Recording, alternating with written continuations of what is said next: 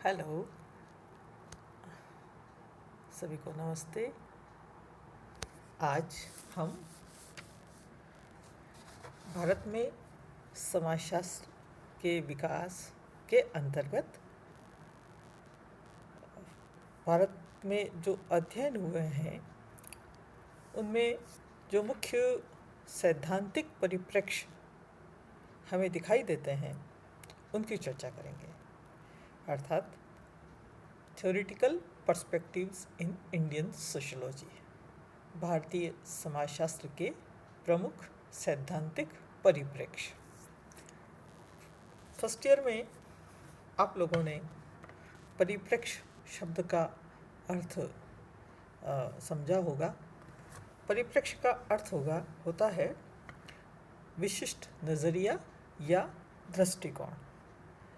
एक ही फेनोमेना या घटना को अलग अलग दृष्टिकोण से अलग अलग परिप्रेक्ष्य से जब हम देखते हैं तो उसका अलग अलग अर्थ निकलता है। इसलिए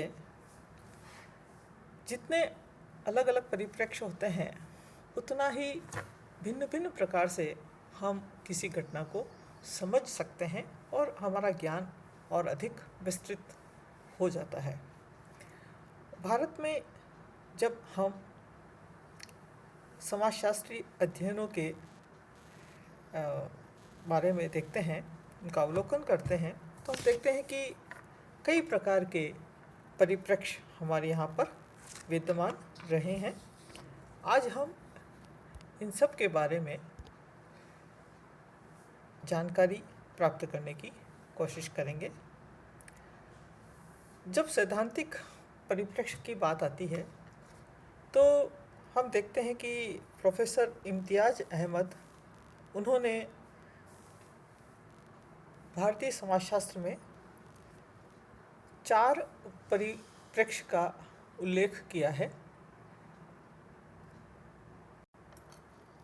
पहला दर्शन शास्त्री फिलॉसफिकल, दूसरा भारतीय विद्याशास्त्री इंडोलॉजिकल, तीसरा सामाजिक मानवशास्त्री अर्थात सोशल एंथ्रोपोलॉजिकल, और चौथा पश्चिमी आनुभविक या अमेरिकन समाजशास्त्री वेस्टर्न एम्पिरिकल और अमेरिकन सोशियोलॉजिकल पर्सपेक्टिव।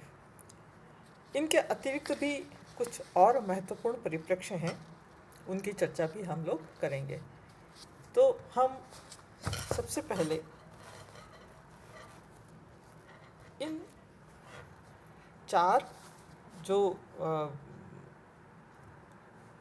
प्रमुख प्रवृत्तियां हैं, परिप्रेक्ष्य हैं, इनके बारे में संक्षेप में जानकारी प्राप्त करेंगे। सबसे पहले हम लेते हैं दर्शन शास्त्री परिप्रेक्ष्य को। इस फिलॉसफिकल पर्सपेक्टिव के अंतर्गत जो सबसे महत्वपूर्ण नाम आता है वो है प्रोफेसर D.P. मुखर्जी। वे इससे बहुत प्रभावित थे और उन्होंने प्रत्यक्ष रूप से तार्किक एवं पद्धति शास्त्रीय समस्याओं में बहुत अधिक रुचि रखी। उनका अध्ययन दर्शन शास्त्रीय दृष्टिकोण पर आधारित है और ये इतिहास और परंपरागत भारतीय चिंतन को महत्व देते हैं। दूसरे जो पर्सपेक्टिव का नाम हम लेते हैं वो है भारतीय विद्याशास्त्री परिप्रेक्ष्य इंडोलॉजिकल। ये जो पर्सपेक्टिव है यह भारतीय समाज को भारतीय धर्म ग्रंथ और ऐतिहासिक प्रलेखों के आधार पर समझने का प्रयास करता है। ये पर्सपेक्टिव जो हमारी सामाजिक संस्थाएं हैं उनको अध्ययन करने के लिए प्राचीन ग्रंथों से प्राप्त तथ्यों द्वारा और उससे प्राप्त प्रमाणों को आधार मानता है। इस श्रेणी में हम ले सकते हैं प्रोफेसर A.R. पिल्लई, जिन्होंने जाति पर अध्ययन किया, P.H. प्रभु, जिनका हिंदू सोशल ऑर्गेनाइजेशन किताब है, K.M. कापड़िया, किनशिप, इरावती कर्वे, जो सोशल एंथ्रोपोलॉजिस्ट हैं। इसके साथ साथ सबसे महत्वपूर्ण प्रोफेसर G.S. गुरिये, ये इंडोलॉजिकल पर्सपेक्टिव के अंतर्गत काम किया इन्होंने, और लुइस ड्यूमो, ये इसके प्रमुख समर्थक हैं। तीसरा हम लेते हैं सामाजिक मानवशास्त्री। सामाजिक मानवशास्त्र भारत में स्वतंत्रता प्राप्ति से पहले इस विषय का तीव्रता से विकास हुआ था और इस परिप्रेक्ष्य के जो समर्थक हैं वे फील्ड वर्क पर अधिक बल देते हैं। वे इस जो है क्षेत्र में जाकर के अध्ययन करते हैं, अवलोकन करते हैं, खास करके पार्टिसिपेंट ऑब्जर्वेशन, और उसके आधार पर वे अपना अध्ययन प्रस्तुत करते हैं। इस श्रेणी में आप टी.एन. मदान को ले सकते हैं, प्रोफेसर के.एस. माथुर को ले सकते हैं। चौथा हम लेते हैं पश्चिमी आनुभविक या अमेरिकन समाजशास्त्री परिप्रेक्ष्य। यह परिप्रेक्ष्य उन भारतीय समाजशास्त्रियों द्वारा अपनाया गया है जो पश्चिम, विशेषतः अमेरिकी समाजशास्त्र से अत्यधिक प्रभावित हैं। ऐसे समाजशास्त्री पश्चिमी अवधारणाओं, पद्धतियों व सिद्धांतों की सहायता से भारतीय समाज के अध्ययन पर बल देते हैं। इस श्रेणी में हम ले सकते हैं प्रोफेसर वाई.बी. दामले को इस श्रेणी में आप देख सकते हैं। इसके अलावा इन चार के अलावा और जो पर्सपेक्टिव्स हमारे यहाँ विद्यमान हैं उसमें हम सबसे महत्वपूर्ण लेते हैं संरचनात्मक प्रकार्यवादी यानी स्ट्रक्चरल फंक्शनल पर्सपेक्टिव। यह जो परिप्रेक्ष्य है इसमें अध्ययनरत समग्र की इकाइयों को उनके परस्पर संरचना के साथ जो संबंध है उसमें इकाइयों के द्वारा जो दिया जाने वाला योगदान है उसके आधार पर इसमें विश्लेषण किया जाता है। यह भी फील्ड वर्क पर आधारित है और इस परिप्रेक्ष्य के जो समर्थक हैं वो समाज में संतुलन और एकीकरण पर विशेष बल देते हैं। भारत में ज़्यादातर जो विलेज स्टडीज़ हुई हैं उन्होंने इसी पर्सपेक्टिव को अपनाया है। खास करके आप देख सकते हैं सब महत्वपूर्ण रूप से प्रोफेसर एस.सी. दुबे और प्रोफेसर एम.एन. श्रीनिवास इस दृष्टि से बहुत महत्वपूर्ण है। दूसरा महत्वपूर्ण पर्सपेक्टिव है मार्क्सवादी या संघर्ष परिप्रेक्ष्य। यह जो परिप्रेक्ष्य है ये मार्क्सवादी विचारधारा पर आधारित है। इनकी मूल मान्यताएं संरचनात्मक प्रकार्यवादी परिप्रेक्ष्य के बिल्कुल विपरीत है। ये मानते हैं कि समाज में तनाव और संघर्ष अपरिहार्य है और हमें इस दृष्टि से ही समाज का अध्ययन करना चाहिए। भारत में इस दृष्टि से हम देखें तो professor D P. Mukherjee, professor A R. Desai और आर.के. मुखर्जी ये मार्क्सवादी या संघर्ष परिप्रेक्ष्य के अंतर्गत अध्ययन करने वाले महत्वपूर्ण समाजशास्त्री हैं।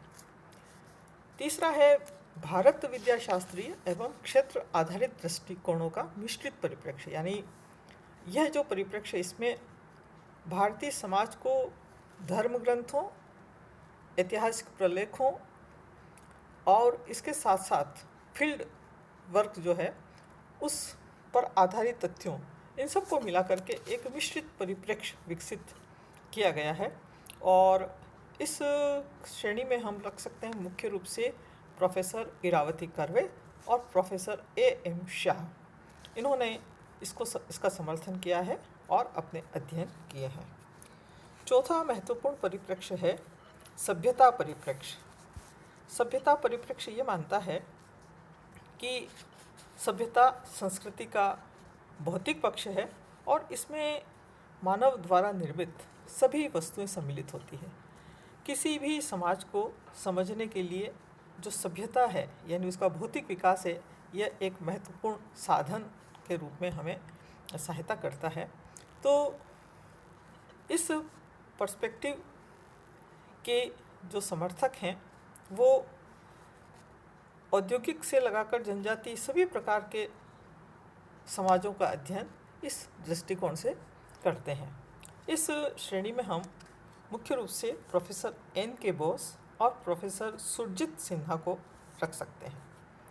नेक्स्ट जो पर्सपेक्टिव है वो है सब अल्टर्न पर्सपेक्टिव। आजकल ये पर्सपेक्टिव बहुत अधिक प्रसिद्ध है और इस पर काफ़ी काम हो रहा है। दलितोद्धार परिप्रेक्ष्य भी इसको कह सकते हैं। यह परिप्रेक्ष्य समाज में उन वर्गों के अध्ययन पर विशेष जोर देता है जो सामाजिक और सांस्कृतिक व्यवस्था में जो अंतर्निहित दोष हैं उनके कारण कई सुविधाओं से वंचित रहने के कारण पिछड़े हुए हैं। तो ये जो वंचित वर्ग है, जो पिछड़ा वर्ग है, उसकी वंचनाओं को उजागर करके उनके उत्थान पर बल दिया जाता है। इस दृष्टि से इस पर्सपेक्टिव के द्वारा अध्ययन किए जाते हैं।